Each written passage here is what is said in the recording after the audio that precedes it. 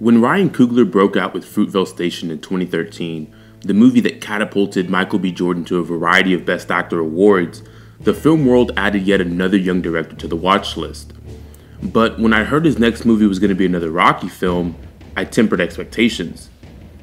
But about 55 minutes into the movie, I was left stunned by this shot. So I was wrong, thankfully. Creed modernizes the Rocky franchise, but never leans too much on the source material because Ryan Coogler establishes a unique and personal vision to the story. You know, that emotion, I went through an emotional crisis, man, and out of that, kind of came up with this idea, this, you know, of this story, you know, where a young guy interacts with you know, basically my dad's hero.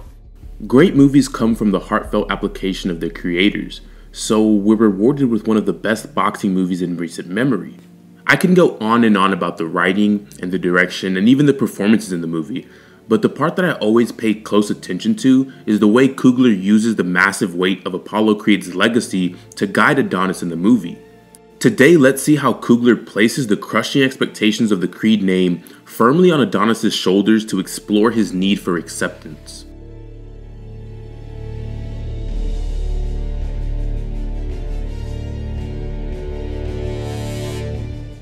Creed highlights our name as one of the most recognizable characteristics we have. Some names like Roosevelt and Ali have the weight of human history behind them. Many others simply get lost in the sands of time. But movies are unique in that they exist in their own universes. Some are rich and in-depth like Star Wars, while others can be as contained as a single vehicle like Locke. The stakes are relative to the story being told and become increasingly important as things get more difficult in the situation we're watching because we simply don't want to lose hope. In fact, that's when we're at the edge of our seats. Adonis needs to accept what he can't change. He needs to accept the Creed name. I'll go by that. I'm trying to make it on my own. Name's Johnson. Who's Johnson?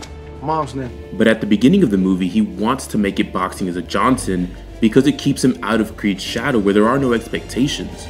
He's just another boxer that fights in Tijuana and isn't recognizable. Your daddy died in the ring. This ain't no joke. I don't know him.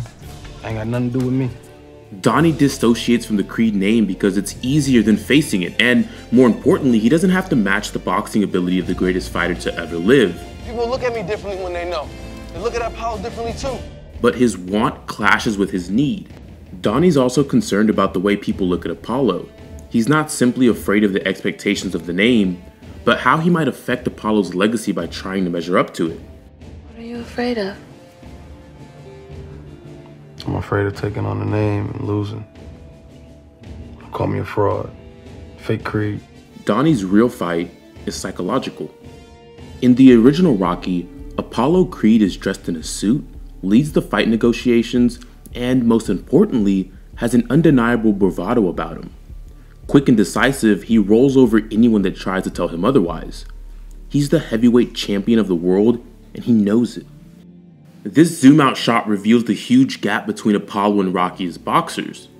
Rocky's punching slabs of meat on the TV screen, and the heavyweight champ is negotiating the money politics of the fight. Rocky's training regimen doesn't even register to Apollo. In the film's created world, Apollo Creed's boxing skill and legacy are untouchable. Fast forward to Creed, and Adonis' external struggle becomes much clearer. Everyone in the movie knows the expectations of the Creed name, so we never really have to guess what Adonis' goal is. Externally, he fights to prove himself to the world. I made calls to LA. Kid's name is Adonis. Kid is Creed's blood. Now this fight just got big time. Adonis' internal struggle is the same as his external struggle because he has to prove it to himself as well. Okay, let me finish. I gotta prove it. Prove what? I'm not a mistake. He wants to be accepted regardless of the achievements of his father, but in running from the name, his need to be accepted deepens. In fact, most of the dialogue regarding the name is just as clear and direct as his internal and external struggle. Can't do it. It's not my name. Plus, I want to make it on my own merit anyway. So with all of Donnie's motivations laid out in front of us, how does Rocky fit in? If it was anybody else in my corner, I wouldn't do it. But I got you. Donnie leans on Rocky's wisdom from the minute he arrives in Philadelphia because he understands the fight against Apollo better than anyone. In this scene, Donnie puts himself in Rocky's place and fights against Apollo. He envisions having to fight against him, which makes sense that one of the first things he asks is, How good was he? Apollo, yeah, he's great. He's a perfect fighter. Ain't nobody ever better. Apollo really was the fighter everyone makes him out to be. So where others discourage Adonis' need to fight against him, Donnie trusts Rocky because he doesn't get caught up in the legacy of Apollo's name.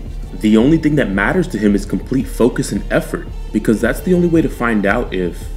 And you're gonna see if you got the right thing. Rocky's fight with Apollo was physical, Adonis's is psychological.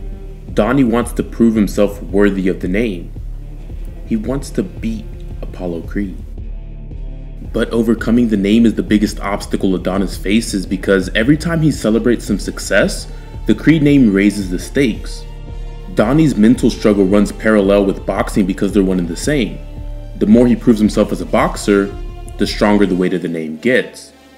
Eventually, he has to stand up and prove himself against the name. We would need you to change your name to Creed. It's just a formality. Look at Donnie's body language in this scene. At the beginning, he's upright and attentive at the prospect of the fight. But when he realizes that the Creed name is the main attraction and its selling point, the expectations literally crush him into the seat. He's uncomfortable at the prospect of donning the Creed name. And while we get all of this information through the main story, Coogler also puts symbols in between the narrative framework that guide us alongside Donnie's growth. Yes, I'm talking about the dirt bikes. So with all these bikes? It's a Philly thing. These guys are popping wheelies and making noise, going up and down the street. The first time we see them, there's only one bike riding in the streets, while all of the others are parked out of use. Donnie's even shown running out of breath as he reaches the training gym. But as the Philadelphia grit grows within Donnie, the Philly streets begin to talk back. Donnie's acknowledged as a Creed without the expectations or condescension that he's used to. So towards the end of the movie, he can rally as many bikes as he finds because the Philly grit is deep within him and it's indicative of his growth. Similar to that, the evolution of the boxing trunks in each of the fights throughout the movie show his acceptance of the Creed name. He wears the nameless black trunks during his fight in Tijuana. He sports Johnson trunks during the Sparino fight, and of course the Creed Johnson trunks for the final bout. These are the small details that show just how deftly Coogler handles and understands the Adonis transformation. But to what end? To find a name for himself. When you place a weight on someone, there are two options: get crushed underneath or lift it up triumphantly. Donnie subverts the inherent expectations of Apollo Creed's legacy because he realizes that his sense of self isn't determined by outside noise or influence. The premise of acceptance comes full circle by the end of the movie because the biggest obstacle that we have is often ourselves. The remedy for self-doubt is self-acceptance. It's the same subversion of expectations the movie pulled on me when I first doubted it. Creed balances the need for acceptance so skillfully along the wire of a seemingly unstoppable name. So just as we start to lose hope, just as we think he's finally crushed under the weight of the name,